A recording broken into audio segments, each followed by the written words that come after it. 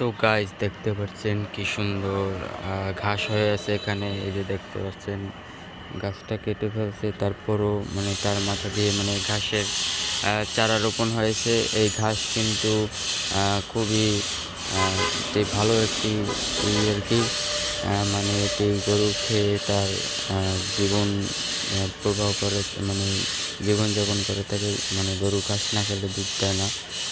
এই আর কি, মানে ঘাস হলো গরুর সবচেয়ে খুবই গুরুত্বপূর্ণ একটি খাবার, যা শরীরের খুবই উপকারী।